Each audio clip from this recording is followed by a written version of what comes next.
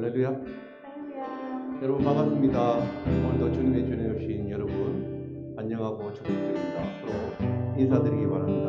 반갑습니다. 반갑습니다. 오시느라고 수고하셨습니다. 반갑습니다. 2022년 2월 6일 2월 첫 번째 주일 예배입니다.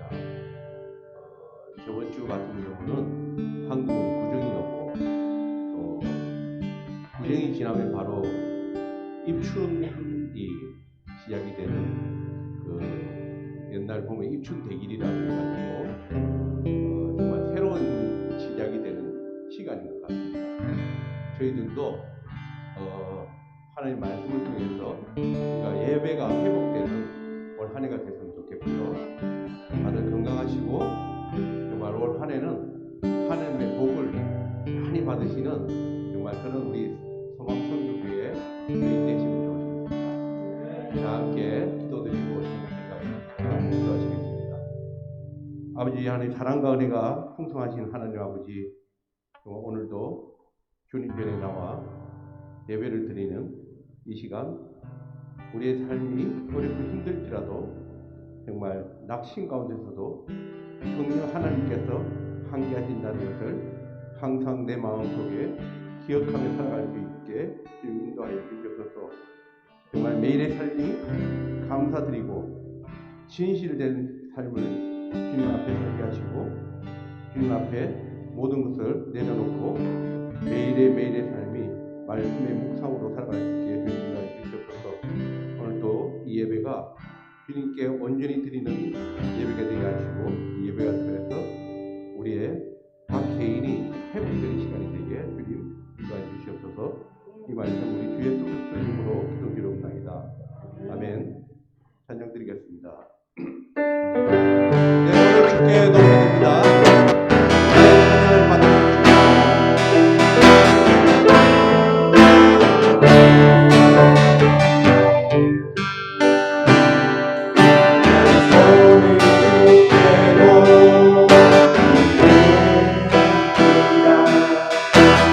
찬양 받으시오.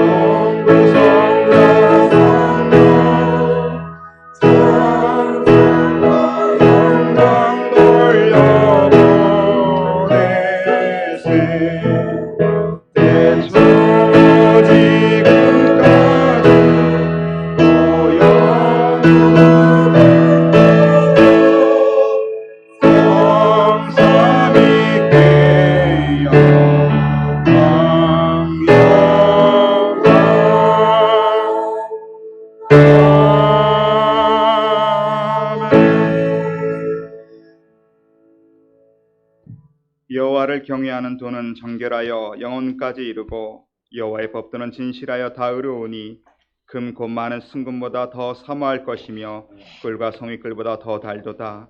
나의 반석이시여 나의 구속자이신 여호와여 내 입의 말과 마음의 묵상이 주님 앞에 연락되기를 원하나이다. 아멘.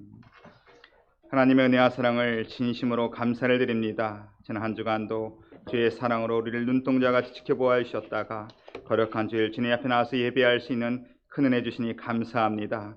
하나님, 오늘도 우리 연약함과 부족함과 추함은 다 그리스도 앞에 내려놓고 주님의 보혈로 씻김받기 원합니다. 하나님, 우리를 정결케 하여 주시옵소서. 오늘도 하나님 앞에 참된 예배 돌려드리기 원합니다. 하나님, 이 예배를 하나님 앞에 드리오니 성령님께서 친히 인도하여 주시고 오직 예수 그리스도만 나타나는 참된 예배 될 수 있도록 인도하여 주시옵소서. 예수님의 이름으로 기도드리옵나이다. 아멘. 이 시간 사도신경으로 신앙 고백 드리시겠습니다.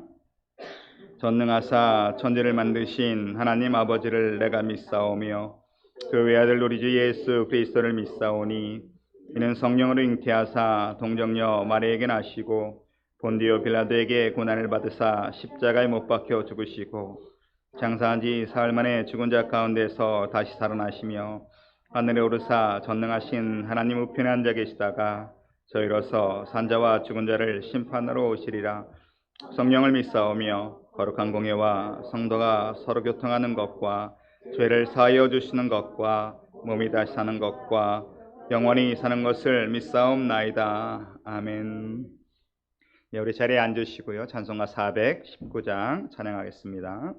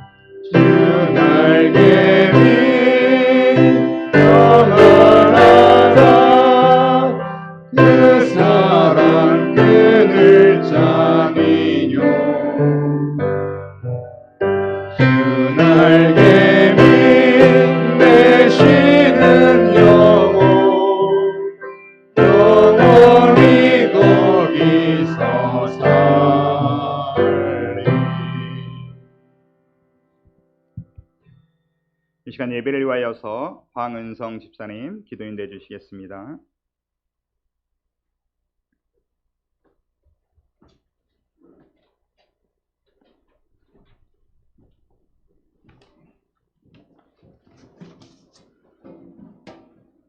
다 같이 기도드리겠습니다. 지금도 살아계셔서 온 인류의 모든 역사를 주관하시며 감찰하시는 거룩하신 하나님 아버지, 아버지의 전능하신 섭리를 찬송하며 주님께 영광을 올려드립니다. 죽을 수밖에 없는 죄인인 우리를 태초부터 사랑해 주시고 독생자 예수 그리스도를 통하여 보혈의 피로써 저희를 깨끗게 하시니 감사드립니다. 오늘도 주의 전에 나와 머리를 숙이며 기도하는 저희들을 긍휼히 여기사 세상에서 상하고 찢기워진 심령의 위로를 받게 하시고 환경의 어려움으로 낙심한 성도들에게 새 힘을 허락하여 주셔서 주님이 세상을 이긴 것 같이 저희들도 세상을 이기게 하여 주시옵소서. 아멘. 우리가 삶 속에서 온전한 생각과 언행으로 하나님의 영광을 가리지 않게 하시고 범사에 하나님의 이름을 높이 드러내는 복된 삶이 되게 하옵소서. 이웃을 판단하기보다 사랑으로 포옹하게 하셔서 하나님의 사랑, 이웃 사랑을 신천하게 하여 주시옵소서. 오늘 말씀을 들고 강대상에 서시는 목사님의 영육간의 강건함을 주셔서 하나님의 말씀을 대언하실 때에 온 교회 가운데 하나님의 능력이 나타나게 하시고 말씀에 듣는 우리의 심령 가운데 회개와 치유가 있게 하여 주시기를 간절히 기도드립니다. 하나님, 우리 소망성교교회 온 성도와 가정을 축복하시고 각 가정마다 드리는 기도에 선한 길로 응답하여 주시옵소서. 또한 육신의 질병으로 고통받는 성도들이 질병 가운데에서 노임을 받게 하시고 질병의 언약함을 통해 하나님께 더 가까이 나아갈 수 있는 은혜를 허락하여 주시옵소서. 예배를 준비하는 손길들에게 복의 복을 더하여 주시고 주일학교와 EM 예배를 섬기는 전도사님들과 선생님들에게 지혜와 힘과 능력을 주셔서 학생들을 성경에 피곤치 않게 하여 주시고 작고 연약한 사역 가운데 100배의 결실을 맺을 수 있도록 축복해 주시옵소서. 하나님, 우리가 드리는 이 예배를 주관하여 주시고 홀로 영광 받아 주시기를 우리 주 예수 이름 받들어 간절히 기도드렸사옵나이다. 아멘.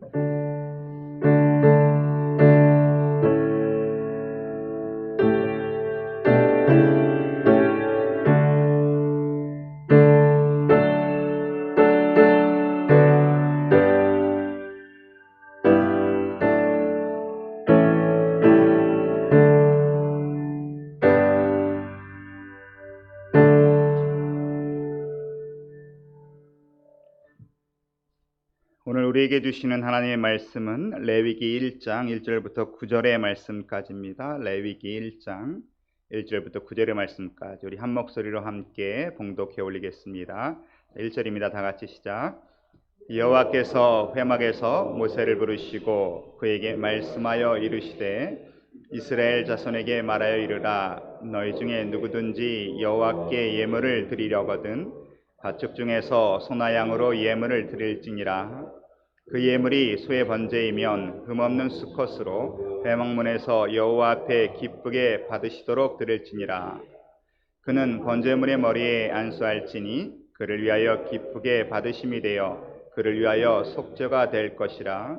그는 여호와 앞에서 그 수송아지를 잡을 것이요 아론의 자손 제사장들은 그 피를 가져다가 회막문 앞 제단 사방에 뿌릴 것이며 그는 또 그 번제물의 가죽을 벗기고 각을 뜰 것이요 제사장 아론의 자손들은 제단 위에 불을 붙이고 불 위에 나무를 버려놓고 아론의 자손 제사장들은 그 뜬 각과 머리와 기름을 제단 위에 불 위에 있는 나무에 벌려 놓을 것이며 그 내장과 정강이를 물로 씻을 것이요 제사장은 그 전부를 제단 위에서 불살라 번제를 드릴지니 이는 화제라 여호와께 향기로운 냄새니라. 아멘. 예전에 한국의 큰 대기업 신입사원 면접에서 그 면접자들에게 주어졌던 재미있고 엉뚱한 질문이 하나 있었습니다. 그 질문이 바로 서울에서 부산까지 가는 가장 빠른 방법은 무엇입니까? 였습니다. 서울에서 부산까지 가는데 가장 빠르게 갈 수 있는 방법. 수많은 대답이 면접자들에 의해서 나왔겠지요. 어떤 면접자는 고속열차 KTX를 타고 갑니다. 또 어떤 사람은 비행기를 타고 갑니다. 또 어떤 사람은 자가용을 타고 가는 게 제일 빠르겠습니다. 또 어떤 사람은 고속버스를 타고 가겠습니다. 이렇게 여러 대답이 나왔을 것입니다. 그런데 그러한 재미있고 엉뚱한 질문 가운데 모든 사람을 만족시키는 아주 훌륭한 대답이 하나 나왔습니다.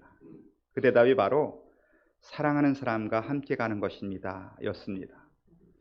사랑하는 사람과 함께 가는 여행. 여러분, 여행에 있어서 가장 중요한 것이 있다면 누구와 함께 가느냐입니다. 동반자가 그렇게 중요한 것이죠. 누구와 함께 가는 여행에 따라서, 그 누군가에 따라서 그 여행의 의미와 내용이 완전히 달라지기 때문에 그렇습니다. 그러면 정말 내가 사랑하는 사람과 함께 여행을 떠난다면 그 길이 좀 힘들고 어려워도, 그리고 그 목적지가 그렇게 유명한 명소는 아닐지라도 그 여행은 즐겁고 행복합니다. 그러나 정말 내가 싫어하는 사람, 내가 미워하는 사람과 함께 가는 여행이라면 그 길이 아무리 꽃길이라고 할지라도, 그리고 가는 목적지가 아무리 유명한 명소라고 할지라도 그 여행은 짜증이 나고 정말 괴로운 시간들이 될 것입니다. 우리 인생 가운데 가장 중요한 것은 누구와 함께 가느냐인 것이죠.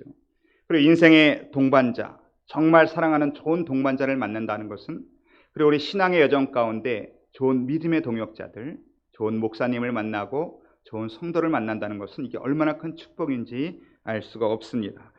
지난주에 우리는 출애굽기 통독을 마쳤습니다. 그 출애굽기 마지막 장 마지막 절을 보면 40장 38절에 이렇게 말씀하시더라고요. 낮에는 여호와의 구름이 성막 위에 있고 밤에는 불이 그 구름 가운데 있음을 이스라엘의 온 족속이 그 모든 행진하는 길에서 그들의 눈으로 보았더라, 이렇게 되어 있습니다. 출애굽을 하고 이제 광야의 길을 지나가야 됩니다. 여러분, 광야가 어떤 길입니까? 광야는 먹을 것이 없는 곳입니다. 마실 물이 없는 곳입니다. 위험한 것들이 도사리고 있는 곳이 광야입니다. 그런데 그렇고 위험하고 힘든 광야의 길을 가는데 중요한 것은 하나님이 함께 하셨다는 것입니다. 그들이 혼자 가는 것이 아니라 전능하신 하나님이 함께 가셨기 때문에 걱정할 염려가 없다는 것이죠. 왜냐하면 먹을 것이 없으면 하나님이 만나 메추라기를 내려주십니다. 마실 물이 없다면 하나님이 반석에서 물을 솟아나게 하십니다. 대적들이 쳐들어오면 하나님께서 그 대적들을 물리쳐 주십니다.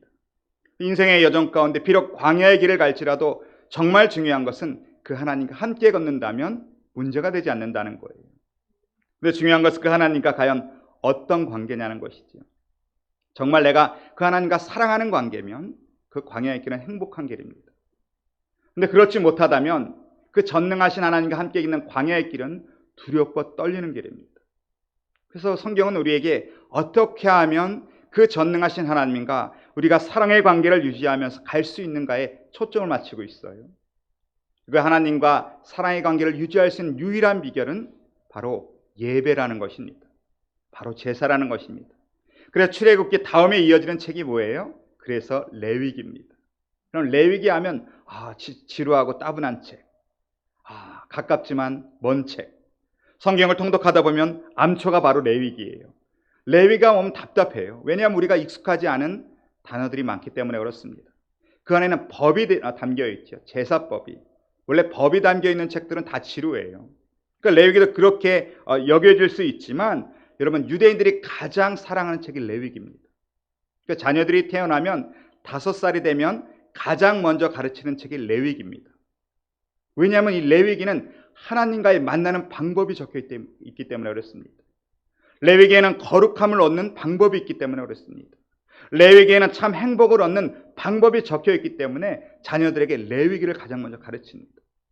그럼 많은 사람들의 공통적인 소원이 뭡니까? 행복입니다. 이 행복을 위해서 수많은 사람들이 노력을 하고 좋은 대학을 가고 좋은 직장을 가고 돈을 모으고 밤새도록 일을 하는 것이 이유가 뭐예요? 행복을 위해서 그렇습니다.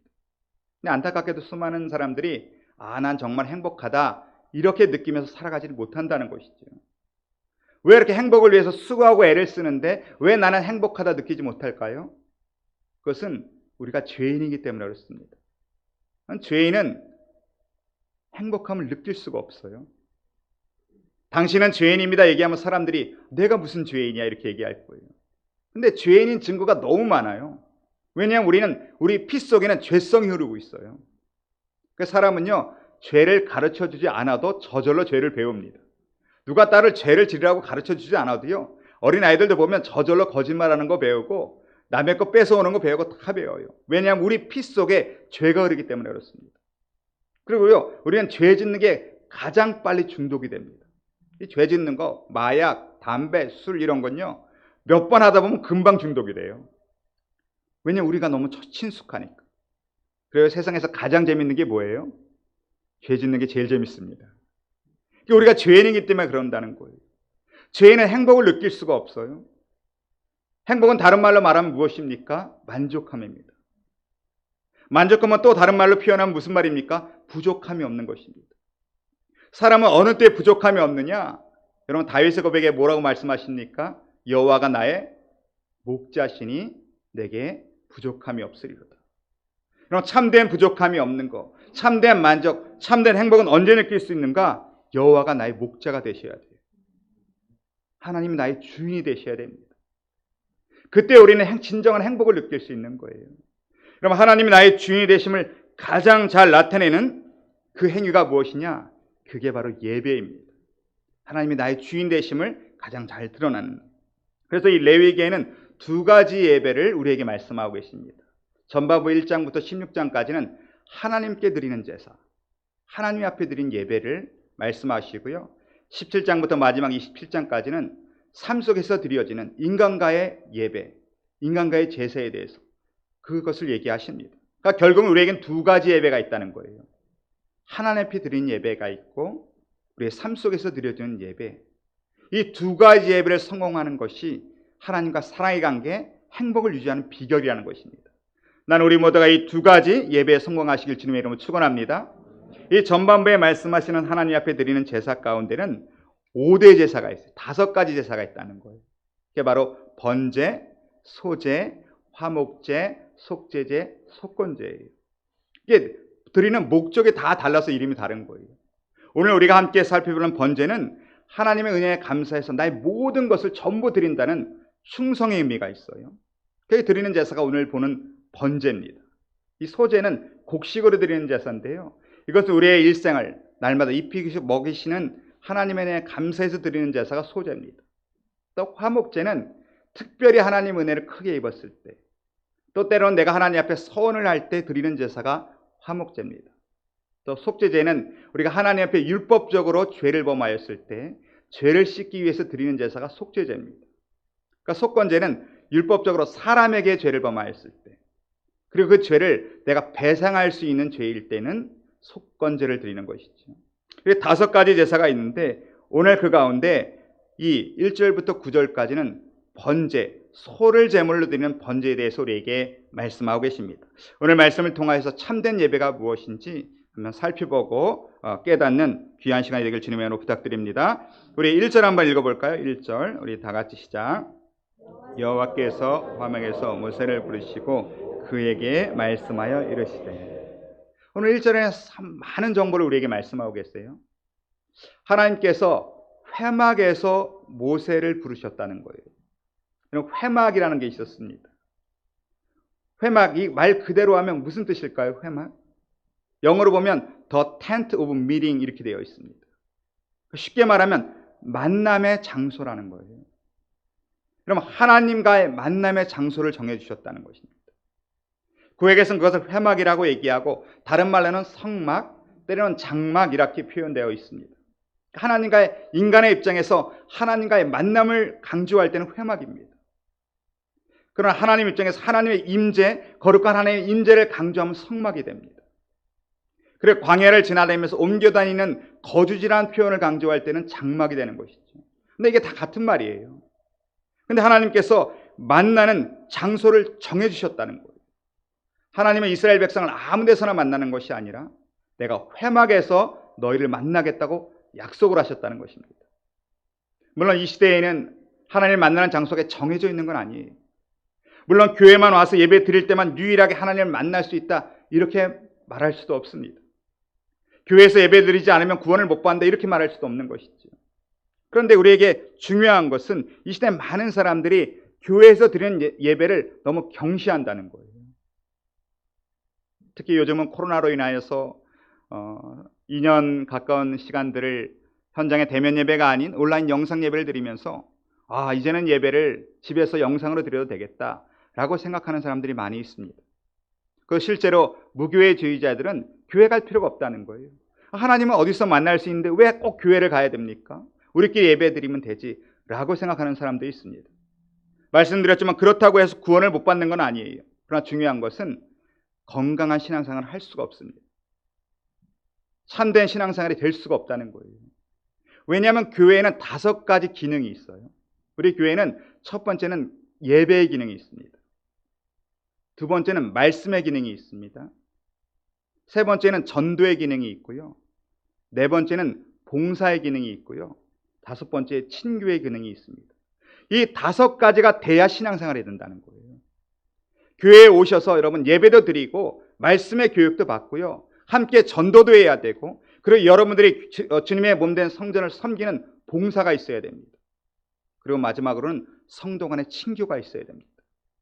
마치 초대교회가 서로 떡을 떼며 하나님의 이름을 높인 것처럼 성도 간에 같이 모여서 하나님의 이름을 높이며 친교하는 그런 시간이 있어야 그게 진정한 신앙생활입니다. 나는 교회 안 가, 혼자 예배 드릴 거야. 물론 편하고 좋겠지요. 그러나 그건 건강한 신앙생활이 될 수가 없습니다. 나는 여러분이 교회를 중심으로 신앙생활하길 주님의 이름으로 축원합니다. 교회 중심의 신앙생활이 되어야 된다는 거예요. 여러분 온라인 예배 드려보셨던 분 알 거예요.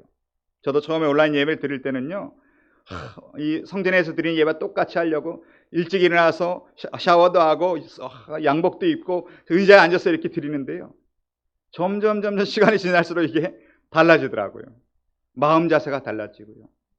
나중에 보니까 성도들 간에 침대에서 드리는 사람도 있고 누워서 드리는 사람도 있고 제 시간에 안 드리는 사람도 있고.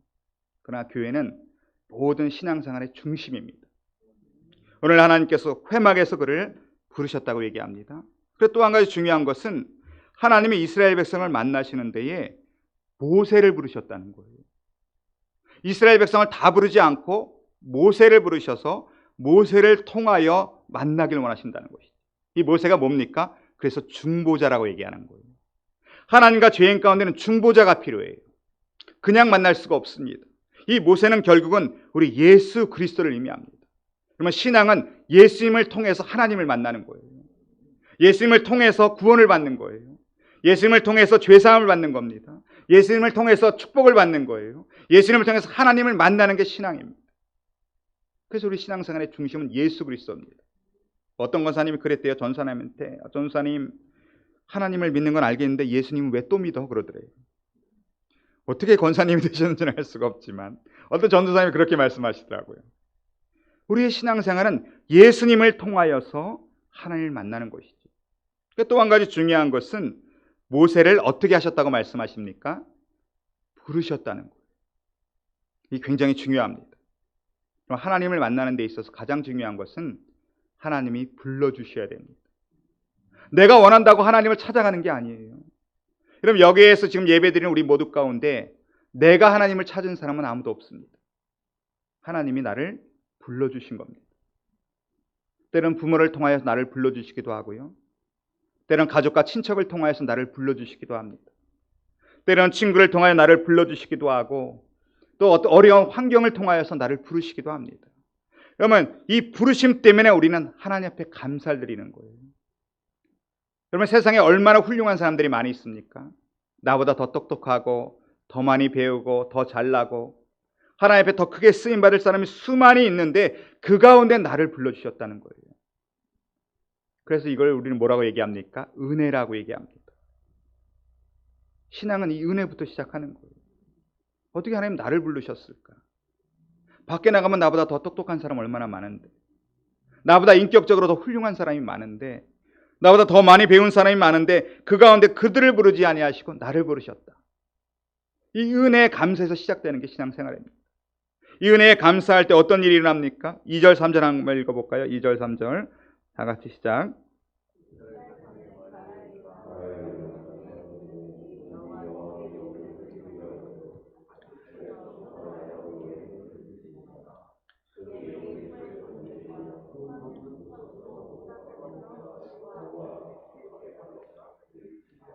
아무리 생각해도 이 부르심의 은혜가 너무나 감사해요. 야, 이제 이게 너무나 감사해서 내가 하나님 앞에 예배를 드려야겠다. 하나님 앞을 위해서 온전히 살아야겠다. 이것이 예배의 시작인데 그 시작이 어디서부터 시작됩니까? 집에서부터 시작된다는 거예요. 예배는요, 집에서부터 시작되는 거예요. 여러분이 집에서 준비하며 출발하는 순간 예배가 시작됩니다. 예배는 그냥 나오는 것이 아니라 집에서부터 이 감사함으로 나오는 거예요. 오늘 하나님 앞에 감사하고 하나님을 만나러 간다는 기대와 소망이 있고 하나님의 기쁨이 있고 그 감사로 예배가 시작되는 거예요. 감사함으로 준비를 하고, 그런데 준비할 때 하나님은 뭐라고 말씀하십니까? 그냥 나오지 말고 재물을 갖고 나오라는 거예요. 너가 기르는 가축 중에서 수컷으로 흠이 없는 거, 쉽게 말하면 가장 이쁘고 귀한 걸 골라와야 된다는 거예요. 하나님 만나는 기쁨이 있는데, 그러나 그 기쁨만 있는 게 아니라 하나님 앞에 나올 때는 나를 위해서 대신 죽을, 내가 기르는 가축 중에서 가장 이쁘고 아름다운 것을 골라서 데리고 나와야 된다는 거예요. 그 재물은 성막에 와서 고르는 게 아니라 집에서부터 내가 끌고 와야 됩니다. 그게 소이면 수컷으로 흠이 없는 것. 내가 기르는 누렁이 중에서 가장 이쁜 누렁이, 내가 가장 사랑하는 누렁이를 데리고 와야 된다는 거예요.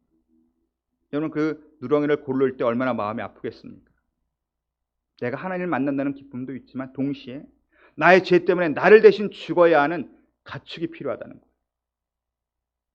그러니까 집에서 출발할 때부터 감사와 회개의 마음이 들어야 된다는 것이죠. 내가 하나님을 만나는 기쁨도 있지만 나 같은 죄인이 하나님을 만나기 위해서는 대신 죽어야 하는 짐승이 있는, 내가 선택한 짐승을 데리고 성막까지 집에서 계속 끌고 와야 됩니다. 미안한 마음도 있고 아픈 마음도 있을 거예요. 그렇게 회막문에 이르면 이제 어떻게 됩니까? 그때부터 제사가 시작됩니다. 회막문에 이르면 4절 한번 읽어볼까요? 4절 우리 다 같이 시작.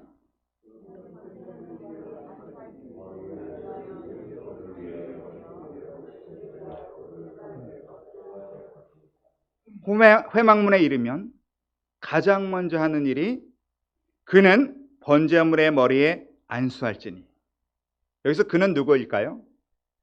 제사를 드리는 사람일까요? 제사장일까요? 여기서 그는 제사를 드리는 사람입니다. 제사를 드리는 사람이 그 제물에 안수를 하는 겁니다. 왜 그렇습니까? 이 안수는 나의 죄를 옮긴다는 뜻입니다. 내가 누렁이를 데리고 왔다면 누렁이를 회막 문에서 안수해야 됩니다. 야, 미안해. 내 죄가 너에게 옮겨지는 거야. 그리고 안수를 시작함으로 예배가 시작됩니다. 제사가 짐승을 죽이는 일이 시작되는 거예요. 그게 문에서부터 이루어져야 됩니다. 그게 다시 말하면 회개입니다. 나의 죄를 주님 앞에 고백하는 겁니다. 나의 죄를 주님 앞에 다 내려놓는 겁니다. 주님 앞에 다 맡기는 겁니다. 이게 회막문, 성전 본당 문에서부터 시작되는 거예요. 이때부터는 모든 예배가 번제물에 다 집중이 되는 거예요. 이 번제물은 결국 누굴 얘기하는 겁니까? 예수님입니다. 예배는 문에서 오면 순간부터 모든 예배는 예수 그리스도에 초점이 맞춰져야 됩니다. 사람의 냄새가 나면 안 돼요. 온전한 예배는 어떠한 사람이 나타났어도 안 되고 오직 그리스도만 나타나야 된다는 거죠. 요즘 예배는 사람의 냄새가 너무 많은 게 문제입니다. 그죠? 목사도 나타나면 안 되고 사실은 찬양팀이나 어떤 대표 기도자나 성가대나 이런 사람들이 나타나면 안 된다는 거예요. 오직 예수 그리스도이 높여지는 예배가 진정한 예배라는 것이죠. 여러분 가운데 혹시 프랑스에 있는 떼제 공동체 예배 들어보신 적 있습니까? 요즘 프랑스 떼제에 있는 공동체 예배에 연간 수십만 명이 모이고요. 매주 수천만 명이 각국에서 와서 예배를 드리고 있습니다. 이 떼제 공동체는 1940년도에 개신교 한 교회 수도사가 만든 예배예요. 로제라고 하는 수도사가 생각해보니까 요즘 예배는 너무 사람이 집중이 된다는 거예요. 이거는 진정한 예배가 아니다 라고 해서 예수님만 영광받으신 어떤 예배를 만들까 해서 1940년도에 이 수도사가 예배를 만들었어요. 근데 예배가 지금 전 세계적으로 각광을 받고 많은 사람들이 치유함을 받고 회복되고, 지금 대한민국에는 천주교를 통하여서 이것이 소개되어서 마치 천주교가 만든 예배로 착각을 하기도 있어요. 교회 수도사가 만든 거예요. 예수님만이 영광 받으시는 예배. 예배 저는 가보지는 못했지만 영상으로 보니까 어떻게 예배를 드리는가 봤더니 예배에 들어오는 순간 컴컴해요. 어두워요. 본당 앞에 촛불만이 켜져 있더라고요. 그 촛불은 무엇을 의미합니까? 빛 대신으로 예수님을 의미하는 것이죠. 본당에는 촛불만이 켜져 있고 가운데에는 강단 밑에 가운데는 큰 십자가가 놓여 있더라고요. 예배가 그게 다예요. 그걸로 시작하는 거예요. 오직 예수님만을 나타내는 것이죠. 어떤 찬양팀이 찬양도 없어요. 사람들이 모이고 시간이 되면 어둠 속에서 찬양이 흘러나와요. 그 사람이 나와서 이끄는 찬양이 아니에요. 어느 찬양팀들이 어두운 데서 찬양을 부르기 시작하면 빠른 그런 것 아니라 참회의 찬양, 그리스도의 은혜의 찬양을 조용히 부르면 모든 사람이 앉아서 그걸 따라하는 거예요. 그렇게 따라하고 나다 보면, 그렇게 은혜의 찬양을 반복하다 보면 은혜를 느끼는 사람들은, 감동을 느끼는 사람들은 그냥 앞에 나와서 십자가에 손을 얹고 십자가 입맞춤을 합니다. 순서가 정해져 있는 것도 아니에요. 그냥 찬양을 부르다가 묵상을 하다가 너무 감동이 되면 그냥 나와서 십자가 앞에서 엎드려 손을 대고, 어떤 사람은 감격되면 입맞춤을 하고, 그리고 들어가다 또 찬양을 하면 또 딴 사람이 나와서 하고, 그렇게 찬양이 지나가면 어느 분이 말씀을 읽어요. 주님이 말씀하셨습니다. 그리고 성경 구절을 읽습니다. 설교가 없어요. 성경 구절을 읽고 여러분 함께 묵상합시다. 그럼 조용히 또 묵상을 하다 보면 그 가운데 각자마다 깨닫는 은혜가 다 다르지 않습니까? 그러면 또 나와서 십자가에 입맞춤을 하기도 하고, 초를 켜서 강단에 올리기도 하고, 또 묵상을 하다 또 찬양을 하고, 또 주님이 말씀하셨습니다. 말씀을 선포하면 또 묵상을 합니다. 그렇게 해서 어떤 사람 십자가 앞에서 눈물을 흘리며 십자가를 붙잡고 입맞춤을 하다가 병고침을 받기도 하고, 통회하며 회개를 하기도 하고, 내가 하나님 앞에 헌신하겠습니다라는 뜻으로 촛불을 켜서 강단에 올려놓기도 하고, 그리고 예배가 끝이 나는 거예요. 지금 예배랑은 완전히 다른 예배인데 거기에 수많은 사람들이 모이고 치유함을 받는다는 것이죠. 어떻게 하면 예수님만 온전히 드러낼 수 있을까? 라고는 그 예배 가운데 어떤 신학자들은 그 예배가 결국은 이 시대의 이 현대 예배의 대안이 바로 그 떼제 예배라고 생각하는 사람들이 많이 있습니다. 예배가 훌륭하고 좋아서가 아니라 예배의 내용이 오직 예수님이기 때문에, 오직 주님만 드러난 예배이기 때문에, 그 제사의 시작은 그 번제물의 머리의 안수부터 시작합니다. 내 죄가 너에게 옮겨졌다는 거예요.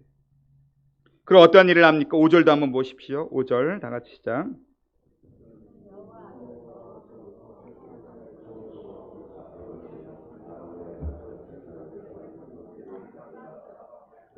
예. 5절에 그도 누구겠습니까? 제사장일까요? 제사 드리는 사람일까요? 제사 드리는 사람이에요. 5절에 그도. 내가 너에게 죄를 옮길 거야 라고 하면 그때부터 그 제사를 드리는 사람은 송아지를 잡아야 됩니다. 제사장이 잡아주는 거 아니에요. 여러분이 직접 잡아야 됩니다. 그럼 내가 이렇게 키우던, 내가 아끼던, 그렇게 사랑하던 송아지를 데리고 왔어요. 그리고 그걸 죽여야 됩니다. 내 손으로 죽여야 됩니다. 그러면 저는 닭도 못 잡을 것 같아요. 소 한 마리 잡는 게 쉬운 것 같습니까? 칼로 목을 찔러야 되고 한 번 찔러서 죽지도 않아요. 심장을 찌르려면 여러 번 찔러야 됩니다. 어느 때까지 찔릅니까? 피가 다 빠질 때까지 찔러야 되는 거예요. 내가 여태까지 키운 송아지를, 내 소를 내가 칼로 내 손으로 그 목을 찌르고 심장을 찌르고 피가 다 빠질 때까지 계속 찔러야 됩니다. 그러면 소가 어떻게 하겠어요? 신음소리를 내고 울고 몸부림을 치고, 어쩌다 보면 소와 눈인도 마주치지 않겠어요? 얼마나 마음이 아프겠습니까? 그걸로 끝나는 게 아니에요. 6절에는 그는 또 번제물의 가죽을 벗기고 각을 뜰 것이고, 내가 목을 찌르고 심장을 죽인 다음에 그걸로 끝나는 게 또 아니에요. 너는 그 짐승의 가죽을 다 벗겨야 된다는 거예요. 가죽을 전체를 다 벗기고 나면 그걸로도 끝나는 게 아니라 각을 뜨라는 거예요. 그럼 각을 뜬다는 게 무슨 얘기입니까? 뼈 마디마디를 다 잘라내라는 거예요. 내가 기르던 그 아름다운 누렁이를 내가 목을 찔러 심장을 찔러 죽이고 가죽을 벗기고 그 뼈마디를 다 잘라내야 됩니다. 소 한 마리 뼈마디 잘라내는데 쉽겠습니까? 작은 칼도 안 될 거예요. 큰 칼로 해야 될 거예요.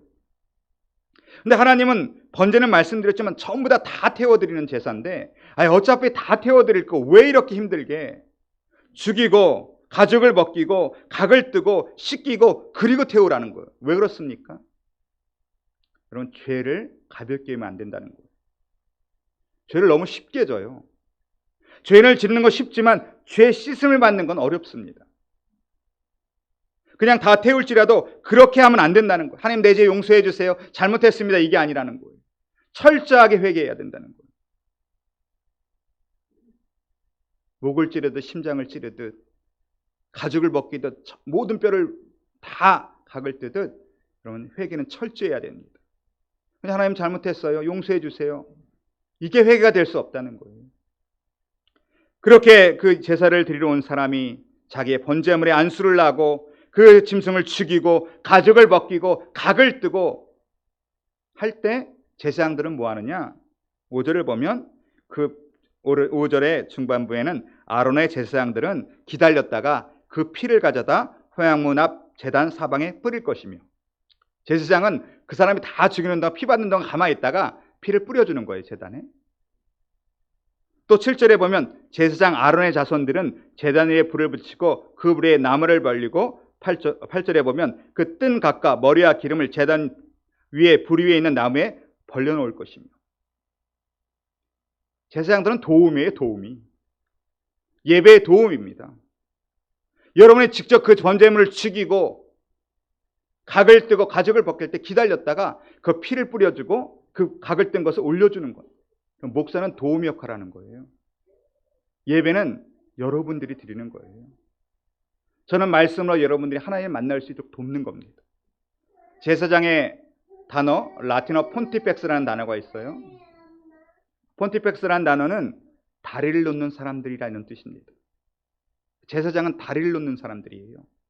여러분과 하나님 만날 수 있도록 다리를 놓는 게 제사장의 임무입니다. 여러분, 만약 이렇게 예배를 드려보십시오. 짐승을 데리고 와서 내가 안수하고 목을 찔러 심장을 찔러 죽이고 그 가죽을 다 벗기고 그 뼈 마디마디를 다 잘랐다고 생각해 보십시오. 여러분의 모습이 어떻게 될까요? 깨끗한 모습으로 그냥 있을까요? 피가 튀고 피 범벅이 되고 땀이 나고 눈물이 납니다. 완전히 여러분의 모습이 피 범벅이 되는 거예요. 그리고 예배는 그렇다는 거예요. 예배는 그리스도의 보혈에 핏뿌림이 있어야 돼요. 주님의 보혈에 흠뻑 젖어야 돼요. 내 눈물과 땀이 있어야 돼요. 그게 예배예요. 그렇게 되면 사람들이 이 사람을 딱 보면 이 사람은 제사를 드린 사람이가 아니구나가 분명해져요. 저 사람 예배를 드리고 나온 사람이네. 제사를 드리고 나온 사람이네. 예배 전과 예배 후가 완전히 달라야 된다는 거예요. 우리 이 시대의 문제가 뭡니까? 예배 전과 예배 후가 똑같아요. 그러니까 교회가 능력이 없어져 버리는 거예요. 예배 드리기 전과 예배 후는 반드시 다르게 되어 있습니다. 온몸에 그리스도의 번제물의 피가 범벅이 돼야 돼요. 내 땀과 눈물이 있어야 돼요. 근데 이 시대의 예배는 예배 나올 때부터 집에서부터 준비가 안 되니까, 성전에 들어와서 회개의 기도가 안 되니까, 그리스도의 핏뿌림이 없어요. 그러니까 예배 전과 후가 변하지 않으니까 세상에 나가서 다른 게 없는 것이죠. 9절에는 이렇게 얘기합니다. 그 내장과 정강이를 물로 씻을 것이요 제사장은 그 전부를 제단 위에서 불살라 번제를 드릴지니 이는 화제라 여호와께 향기로운 냄새니라. 그리고 핏뿌림이 있었다면 씻음도 있습니다. 그 당시에는 물로 씻었겠지요. 그러나 이 시간에는 어떻게 씻습니까? 디모데전서 4장 5절을 보면 하나님의 말씀과 기도로 거룩하여짐이니라. 우리 예배 가운데는 말씀과 기도로 씻김을 받는 거예요. 말씀을 듣고 왜 기도합니까? 하나님 앞에 씻김을 받고 거룩해지기 위해서. 그리고 마지막으로는 그 모든 것을 다 불살른다는 거예요. 전부를 불살르라고 말씀하셨습니다. 그 뭡니까? 온전한 헌신입니다. 내가 지금 여기서 거룩함을 받았지만 이 거룩함을 여기서 끝내는 게 아니라 세상에서도 거룩하게 살겠습니다. 세상에서 내가 하나님 뜻대로 살겠습니다. 그 결단과 각오로 모든 걸 불태우는 게 예배의 끝 순서입니다. 난 오늘 그러한 각오가 있기를 주님으로 축원합니다. 예배는 여기서만 결단과 각오가 가는 게 아니라, 여기서만 거룩함을 얻는 게 아니라 내가 세상에 나아가서 거룩하게 살 수 있는, 레위기에서 말하는 세상에서 예배가 이어질 때에 온전한 예배가 드려지는 거예요. 오늘 이러한 예배를 가리켜 로마서 12장 1절에 그러므로 형제들아 내가 하나님의 모든 자비하심으로 너희를 권하노니 너희 몸을 하나님이 기뻐하시는 거룩한 산제물로 드리라. 거기에는 짐승이 죽음으로 제물이 됐지만 이제 그리스도가 십자가 위에서 우리에게 영원한 희생 제물이 되어 주셔서 이제 짐승의 예배는 드릴 필요가 없어요. 그런데 성경은 뭡니까? 너희 몸이 살아있는 제물이 되어야 된다는 거예요. 그 무슨 말입니까? 우리의 삶이 제물이 되어야 되는 거예요.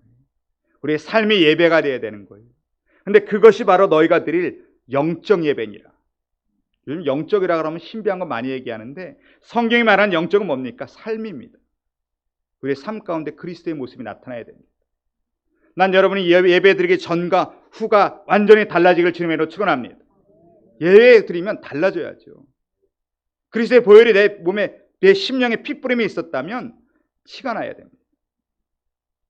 그런데 이 예배, 그렇게 해서 모든 걸 다 태우는 이 예배를, 이 제사를 가리켜 하나님은 하나님께서 말씀하시기를 이는 화제라 여호와께 향기로운 냄새니라. 그럼 짐승 한 마리를 다 태우는데 향기롭을까요? 그 냄새가? 그렇게 태우면 향기로울까요? 향기롭지 않을 거예요. 고약한 냄새가 날 겁니다. 그런데 하나님은 그 냄새가 하나님이 가장 좋아하는 냄새라는 거예요. 왜 그렇습니까? 하나님이 엽기적인 하나님인가요? 그게 아니라 그것은 무슨 냄새입니까? 죄인이 와서 하나님 앞에 회개하고 하나님 뜻대로 이제 살아가겠습니다라고 하는 각오와 결단이 있는 냄새이기 때문에 그렇습니다. 하나님은요, 죄인이 돌아오는 것을 가장 기뻐하십니다. 하나님 죄인이 회개하고 하나님 자녀가 되고 내가 이 땅 가서 하나님의 거룩함을 따라 살겠습니다라고 결단하고 각오할 때 하나님이 가장 기뻐하십니다. 나는 오늘 예배가 그런 예배가 될 줄로 믿습니다. 예배를 드리면서 하나님이 가장 기뻐하는 예배, 그렇게만 안다면 우리 하나님과 영원한 아름다운 동행을 할 수 있다는 것입니다. 말씀을 마치겠습니다. 우리 인생의 여정 가운데, 신앙의 여정 가운데 가장 중요한 것이 있다면 누구와 함께 걷는 것이냐, 그 문제입니다. 그러면 전능하신 하나님과 함께 사랑의 길을 걷는다면 그러면 걱정과 염려가 없습니다. 행복한 길이 될 것입니다. 그러기 위해서 우리는 하나님 앞에 오직 향기로운 예배, 하나님이 기뻐하시는 예배를 드려야 됩니다. 예배의 시작은 집에서부터 출발합니다. 예배의 기대와 소망을 가지십시오. 성문에 이르면 회개하십시오.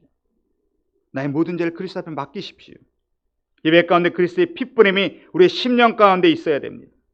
그리고 말씀과 기도로 씻김을 받고 오늘 하나님 앞에 거룩함을 받아 세상에서도 삶의 예배 가운데 승리하는 저 여러분 되시길 주님의 이름으로 축원합니다. 기도하겠습니다.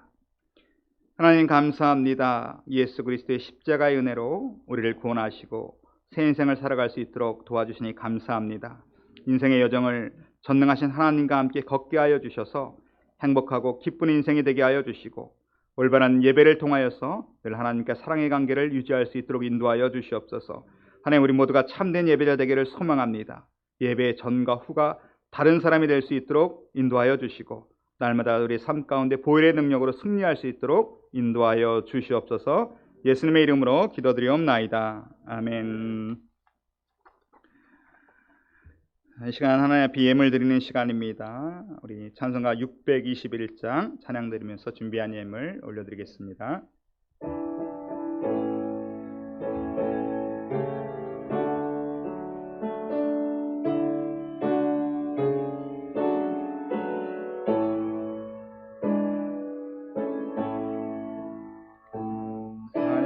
찬양하라 내 영혼아,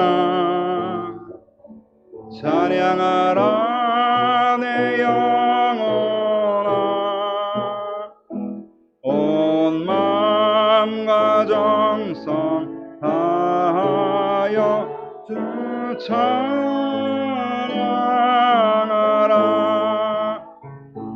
경배하라 내 영혼아,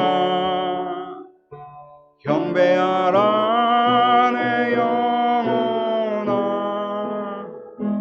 온 마음과 정성 다하여 주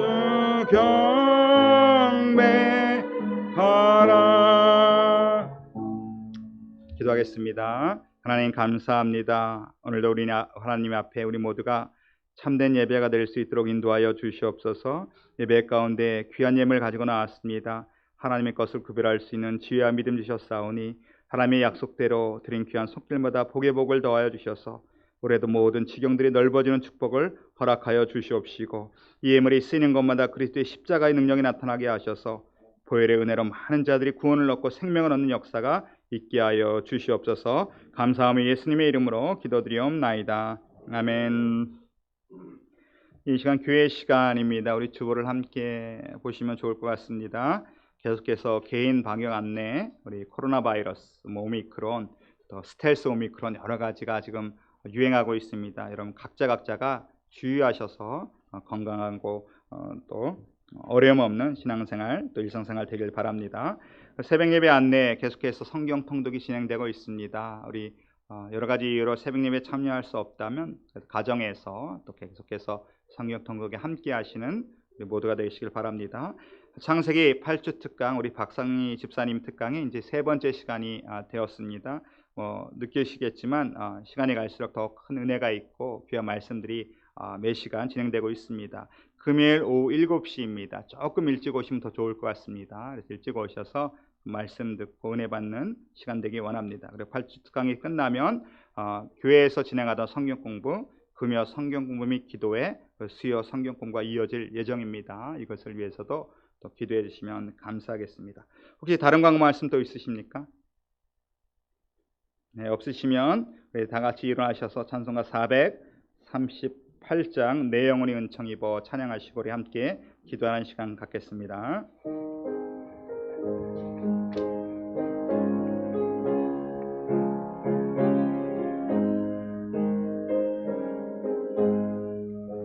내 영혼이 은총 입어 중한 죄짐 얻고 보니 슬픔 많은 이 세상도 천국으로 와도다. 할렐루야 찬양하세. 내 모든 죄 사함 받고 주 예수와 동행하니 그 어디나 하늘나라 주의 얼굴 뵙기 전에 멀리 뵈던 하늘나라 내 맘속에 이루어지니 날로 가깝도다. 할렐루야 찬양하세. 내 모든 죄 사함 받고 주 예수와 동행하니 그 어디나 하늘나라 높은 산이 거친 들이 조막이나 궁궐이나 내 주 예수 모신 곳이 그 어디나 하늘나라. 할렐루야 찬양하세. 내 모든 죄 사함 받고 주 예수와 동행하니 그 어디나 하늘. 우리 3절 한번 다시 찬양합니다. 높은 산이 거친 들이 조막이나 궁궐이나 내 주 예수 모신 곳이 그 어디나 하늘나라. 할렐루야 찬양하세. 내 모든 죄 사함 받고 주 예수와 동행하니 그 어디나 하늘나라. 우리 시간에 기도할 때 우리가 찬송 드린 것처럼 우리 높은 산이 거친들이 또 초막이나 궁궐이나 내 주 예수 모신 것이 그 어디나 하늘나라. 우리 힘들고 어려운 인생길 가운데 주님과 동행할 때 우리 천국을 가는 그런 길이 되게 해달라고 여러분 기도하시고, 하나님 우리 교회에 부흥의 문을 활짝 열어달라고 기도하시고요. 오늘 코로나가 끝나고 속히 예배가 회복될 수 있도록, 또 선교지의 복음이 위축되지 않도록, 또 삶의 예배, 가정 예배 성공하며 우리 2세들의 신앙이 바르게 성장할 수 있도록 우리 한 마음으로 이 시간 다 같이 동성으로 기도하겠습니다. 할렐루야. 주님 감사합니다. 오늘도 우리 같은 죄인을 불쌍히 여겨주셔서 하나님의 알 수 없는 그 무한하신 긍휼로 우리를 불러주셔서 예배할 수 있는 예배자로 세워주시니 감사합니다. 하나님, 세상에는 더 나보다 똑똑하고 훌륭하고 아름답고 귀한 사람 많은데 하나님 그 가운데 나를 정하셔서 불러주셨사오니 날마다 이 기쁨과 감격으로 살아갈 수 있도록 인도하여 주시옵소서. 하나님, 우리가 온전히 하나님 앞에 참된 예배가 되기 원합니다. 그냥 거저왔다 거저가는 예배가 되게 말게 하여 주시고, 우리 예배의 전과 예배 후가 완전히 다른 사람이 될 수 있도록 인도하셔서 예배 가운데 그리스도의 보혈의 핏뿌림 우리 10년 가운데 임할 수 있도록 주님 인도하여 주시고, 우리가 드리는 예배 가운데 사람의 냄새가 나지 말고 오직 그리스도만이 나타날 수 있는 예배가 되게 하여 주시옵소서. 하나님, 우리 소망성교회에 드린 예배가 하나님 기뻐하시는 향기로운 냄새가 될 때에 하나님 우리에게 부흥의 문을 활짝 열어주시옵소서. 예배가 온전히 세워지고 참된 예배를 드릴 때에 하나님 예배를 통하여 하나님 기뻐하시는 하나님 예배하시고 작정한 연호를 보내주셔서 예배를 통하여 그들도 구원받게 하시고 생명을 얻게 하시고 회개를 얻게 하셔서 하나님을 만날 수 있는 축복의 문이 열리게 하여 주시옵소서. 하나님, 우리 교회는 예수님만이 높여질 수 있도록 주님 인도하여 주시기만을 간절히 원합니다. 하나님, 우리 힘으로 부흥을 할 수가 없습니다. 하나님, 우리 힘으로 사람을 뜯고 수 없습니다. 하나님, 하나님께서 보내주셔서 성령께서 인도하여 주셔서 이곳에서 예배하는 자들마다 구원 얻고 생명 얻는 역사가 날마다 있게 하여 주시옵소서. 하나님, 우리 성도님들의 영육간의 강건함을 허락하여 주시기 원합니다. 한 사람도 아버지 피곤하고 아프고 지치지 말게 하시고 어렵고 힘든 인생길에 이민길에 아버지 신앙의 길에 주님과 동행함으로 기쁨과 즐거움으로 행복한 길을 걸어갈 수 있도록 주님 인도하여 주시옵소서. 하나님의 선교지들을 위해서 기도합니다. 코로나가 그들의 선교 열정을 막지 못하게 하여 주시고, 하나님 그들이 복음을 전할 때 초대교회 역사들이 나타나게 하셔서 복음이 선포될 때 그 심령들이 움직이고 그 땅이 흔들리며 하나님 진 앞에 무릎 꿇고 돌아오는 백성들이 많이 있을 수 있도록 인도하여 주시옵소서. 하나님, 가정마다 회복되기 원합니다. 가정마다 많은 아픔이 있고 상처가 있고 눈물이 있습니다.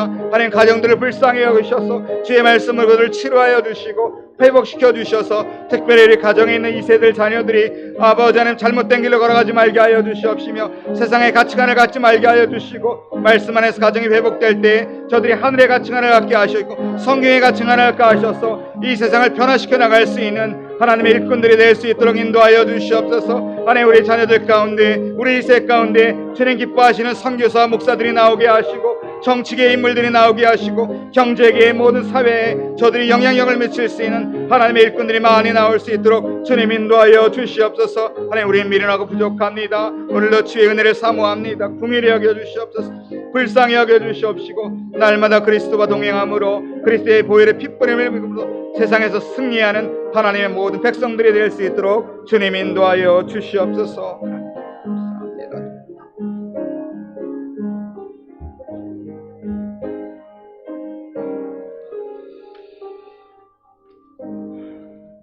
하나님 감사합니다. 오늘도 주일 예배를 통하여서 주님 말씀을 통하여서 참된 예배가 무엇인지 조금이나마 깨닫게 하여 주시니 감사합니다. 하나님, 우리가 하나님 앞에 온전한 예배자로 설 수 있도록 인도하여 주시옵시고 예배를 통하여 주님과 만남에 있게 하여 주시고 주님과 함께 동행하는 이 인생길이 또 이민길이 우리 신앙의 여정이 늘 천국 같게 될 수 있도록 인도하여 주시옵소서. 지금은 우리 주 예수 그리스도의 그 크신 은혜와 아버지 하나님 무한하신 사랑과 성령님의 영원한 교통하심이 오늘도 주님과 동행하기 원하고 참된 예배자가 되기 원하는 오늘 심령들과 저등의 모든 범사 위에 지금부터 영원토록 함께 있을지어다. 아멘.